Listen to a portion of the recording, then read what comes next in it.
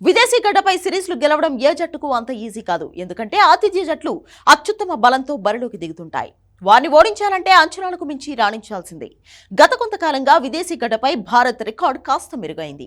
Aussies పై border Gavaskar ట్రోఫీని వరుసగా గెలవడమే దీనికి ఉదాహరణ. కానీ ఇంగ్లాండ్ లో మాత్రం టీమిండియా రికార్డు బాగోలేదు. అక్కడ మన జట్టు టెస్ట్ సిరీస్ గెలిచి 18 ఏళ్లవుతోంది. ఇప్పుడు 5 టెస్టుల సిరీస్ ఆడబోతున్న భారత జట్టుపై అంచనాలు కూడా బాగానే ఉన్నాయి. సీనియర్ ఆటగాళ్లు రోహిత్ శర్మ, విరాట్ కోహ్లీ, రవిచంద్రన్ అశ్విన్లు సుదీర్ఘ ఫార్మాట్ కు రిటైర్మెంట్ ప్రకటించిన తర్వాత భారత జట్టు ఆడనున్న తొలి సిరీస్ ఇదే. ఈ క్రమంలో శుభ్మన్ గిల్ నాయకత్వంలోని భారత జట్టు ఎలా రాణిస్తుందోనన్న ఆసక్తి అందరిలో నెలకొంది. ఇదిలా ఉంటే ఇంగ్లాండ్ గడ్డపై టెస్టుల్లో అత్యధిక విజయాలు సాధించిన భారత కెప్టెన్లు ఎవరనే దానిపై చర్చ జరుగుతోంది.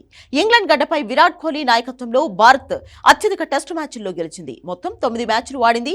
ఇందులో 3 మ్యాచ్ల్లో గెలిచింది. మరో 5 మ్యాచ్ల్లో ఓడిపోయింది. ఓ మ్యాచ్ డ్రాగా ముగిసింది. అలాగే world cup winning captain Kapil Dev నాయకత్వంలో భారత్ 3 టెస్టులు ఆడింది. ఇందులో 2 గెలిస్తే ఓ మ్యాచ్ డ్రాగా ముగిసింది.